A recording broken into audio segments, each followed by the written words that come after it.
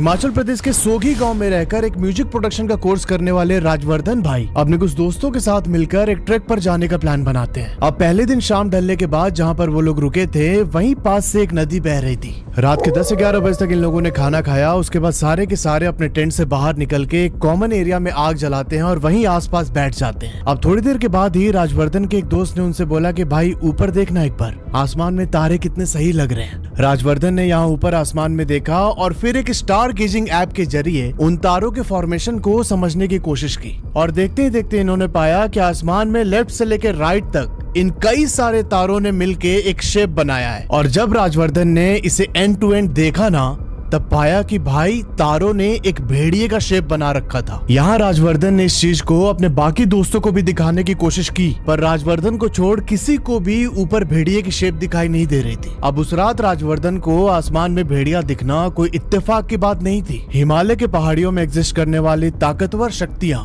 राजवर्धन को कुछ एहसास कराने की फिराक में थी। अब वो जो भी चीज थी उसे जानने के बाद आपके शरीर में भी ठंडी लहर की सरसराहट जरूर होगी आज।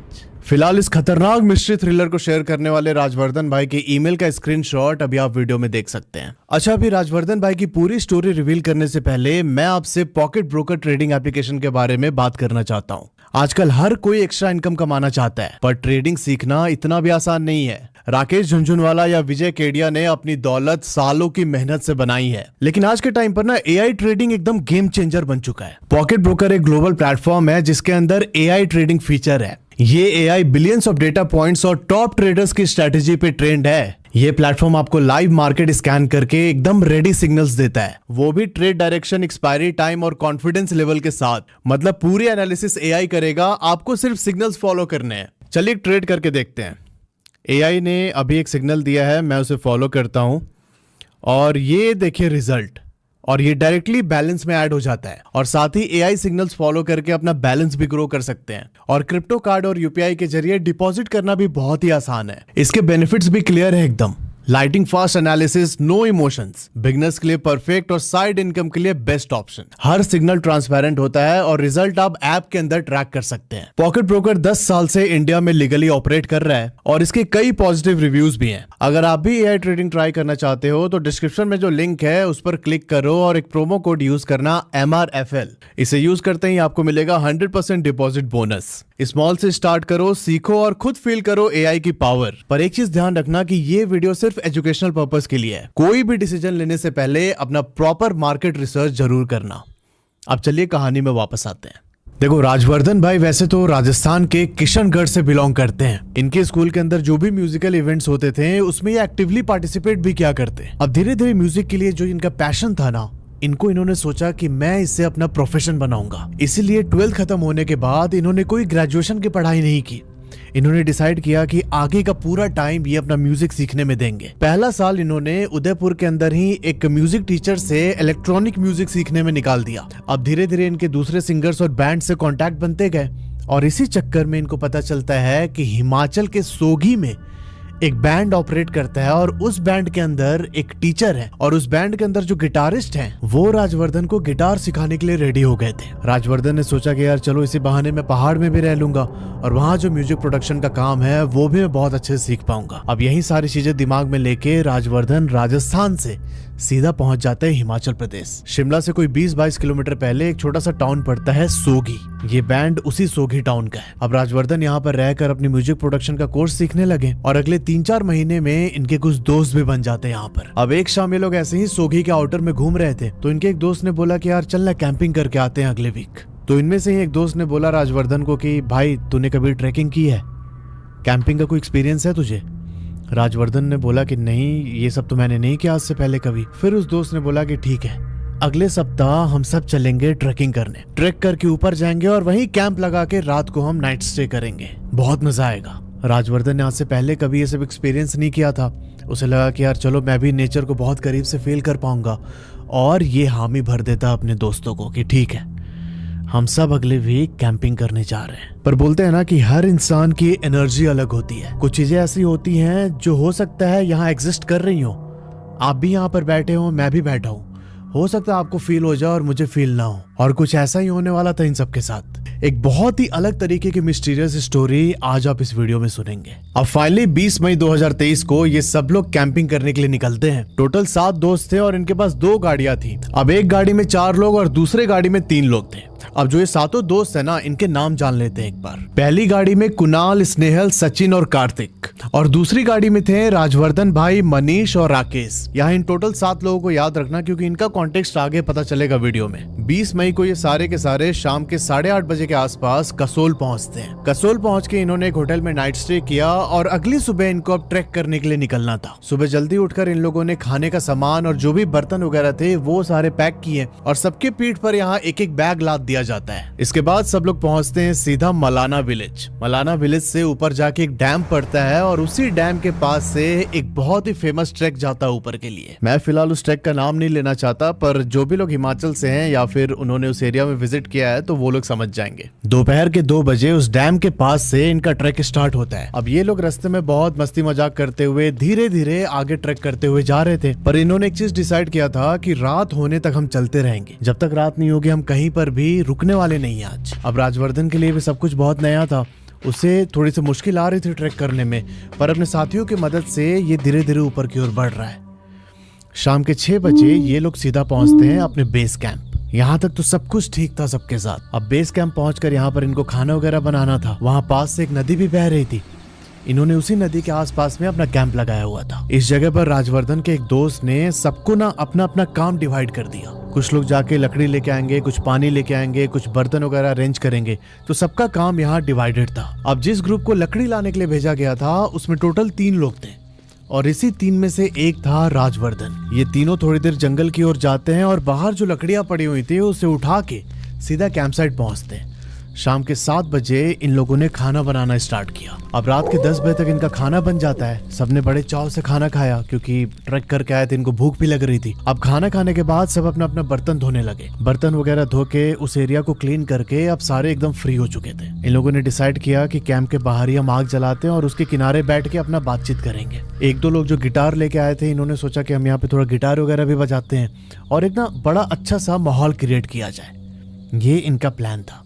ये सबके सब आग के किनारे बैठ जाते हैं और इसी बीच जो स्नेहल लड़का था ना, वो बोलता है राजवर्धन से कि भाई ऊपर देखना, आसमान में तारे कितने सही लग रहे हैं। यहाँ पर स्नेहल की बात सुन के राजवर्धन ने एक बार ऊपर देखा और फिर ना ये उसी जगह पर लेट जाता है। ऐसे लेट के ऊपर स्टार गेजिंग कर रहा है और जहाँ पर राजवर्धन लेटा हुआ था उससे थोड़ी दूर पे ऊपर की तरफ जंगल था। 5 मिनट तक स्टार्स को देखने के बाद राजवर्धन बताते हैं कि मुझे ऐसा एहसास हुआ कि जंगल के अंदर से कोई मुझे देख रहा है। मैंने अपनी गर्दन जंगल की तरफ घुमाई पर मुझे कुछ दिखाई नहीं दिया। मुझे लगा कि शायद कोई जंगली जानवर होगा और उस चीज को इग्नोर करके राजवर्धन चुपचाप ऊपर स्टार्स को देखने लगते हैं। कुछ टाइम के बाद ही उन स्टार्स में से कुछ तारे इनको एकदम चमकदार दिखाई देने लगे।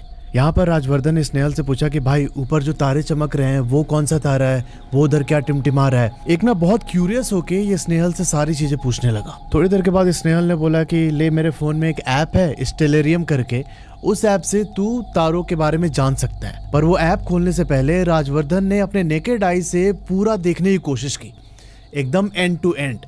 और जब उसने पूरा फॉर्मेशन देखा ना, लेफ्ट से लेकर राइट तक, तब इसे पता चलता है कि वो फॉर्मेशन एक वुल्फ का था। एक भेड़िए की आकृति ऊपर बन चुकी थी। राजवर्धन बताते हैं कि मैंने बहुत ध्यान से काफी देर तक देखा उसे और एक एक चीज बहुत डिटेल में थी। उसके कान, उसकी पूंछ, आईज, सब कुछ बहुत डिटेल में मुझे दिखाई दे रही थी और साफ साफ पता चल रहा था कि ऊपर तारों ने एक प्रॉपर भेड़िए का शेप ले रखा था। राजवर्धन ने स्नेहल का फोन लेके वो ऐप खोला और ऐप को ऊपर तारों पे फोकस किया और ये बताते हैं कि भाई जब वो फोकस करके मैंने बाकी लोगों को दिखाया तो उसमें सिर्फ 2-3 लोगों को ही वो शेप दिखाई दे रहा था, पर वो भी भेड़िए का शेप नहीं। उस ऐप में पता चल रहा था कि भाई तारों ने एक लोमड़ी जैसा शेप बना लिया है। पर जो बाकी के इसके 4 दोस्त हैं उन्हें कुछ भी दिखाई नहीं दे रहा था, उन्हें बहुत ब्लर्ड सा दिख रहा था सब कुछ। राजवर्धन यहाँ बहुत कंफ्यूज हो जाता है कि यार ये क्या हो रहा है, मैंने तो अभी ऊपर देखा था भेड़िए का, यहाँ पे थोड़ा थोड़ा वुल्फ का शेप बन रहा है और बाकी लोगों को दिखाई भी नहीं दे रहा है। राजवर्धन ने बोला कि ठीक है तुम लोग फोन छोड़ो, ऐसे ही देखो आसमान की तरफ। ये सारे के सारे ऊपर देखने लगते हैं और इस पॉइंट पर भी राजवर्धन को प्रॉपर भेड़िए का शेप दिख रहा था, पर इनके बाकी दोस्तों को कुछ भी दिखाई नहीं दे रहा था। रैंडम स्टार्स दिख रहे थे सिर्फ आसमान में। उस टाइम पर राजवर्धन ने ज्यादा कुछ सोचा नहीं, इसे लगा कि हो सकता है ये इत्तेफाक हो। ऐसे रैंडमली मुझे एक शेप दिख रहा है जो कि बाकी लोगों को विजिबल नहीं है, और अभी ये सब करते करते रात के 12:30 बज चुके थे। तो इन लोगों ने डिसाइड किया कि यार अब सोते हैं, कल सुबह हम लोग को जल्दी उठना है। अब अगली सुबह 7:30 बजे के आसपास उठ जाते हैं और ये उठ के वहीं नदी के किनारे पर जाके फ्रेश होने लगते हैं। यहाँ पर राजवर्धन देखता है कि जो इसके हिमाचली दोस्त थे वो फ्रेश होने के बाद उसी नदी में जाके नहा रहे हैं। राजवर्धन बताते हैं कि यहाँ पर नदी के पानी का टेम्परेचर माइनस में होगा। मेरे तो इतनी भी हिम्मत नहीं हो रही थी कि मैं उस पानी से कुल्ला कर सकूं, और ये मेरे जो दोस्त हैं ये लोग वहां पर जाके नहा रहे थे।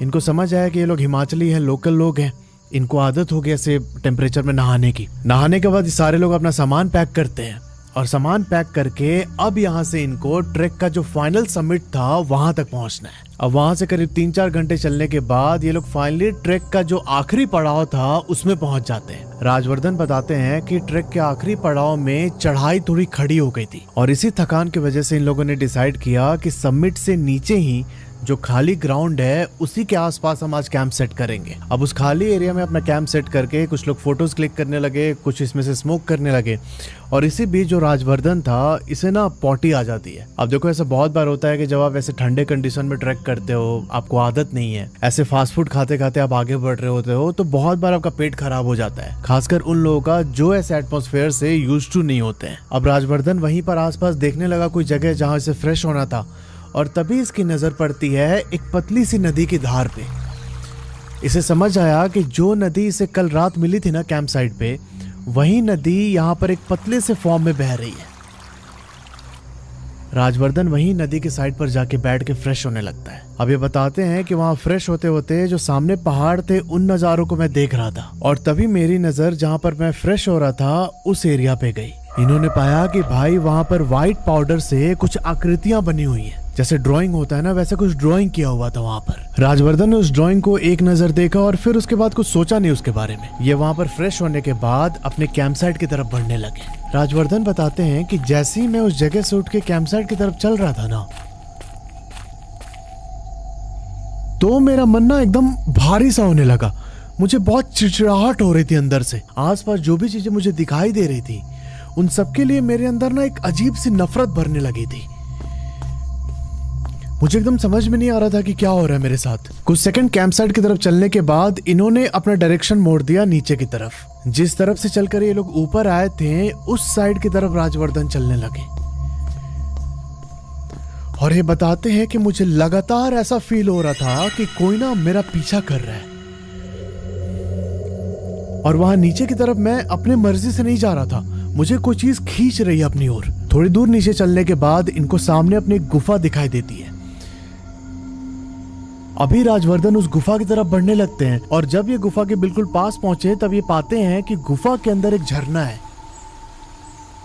राजवर्धन बताते हैं कि मुझे बहुत डर लग रहा था अंदर से, लेकिन फिर भी पता नहीं मुझे क्या हुआ, मैं सीधा जाके उस झरने के नीचे बैठ गया। सुबह इतना ठंडा पानी था कि मेरी हिम्मत नहीं हुई मैं जाके उसमें हाथ डालूं, और इस समय मैं उस झरने के नीचे बैठा हुआ हूँ। मुझे कोई भी ठंडक फील नहीं हो रही थी। उस ग्लेशियर मेल्टेड पानी में बैठे हुए राजवर्धन को 1 मिनट से ज्यादा हो चुके थे, और तभी इनको किसी के चिल्लाने की आवाज सुनाई देती है। अब उस चिल्लाने की आवाज के साथ ही इनको अपनी ओर किसी के आने के फुटस्टेप्स की आवाज भी सुनाई देने लगी, और कुछ सेकंड के बाद ही राजवर्धन देखते हैं कि उस झरने के सामने एक आदमी खड़ा है।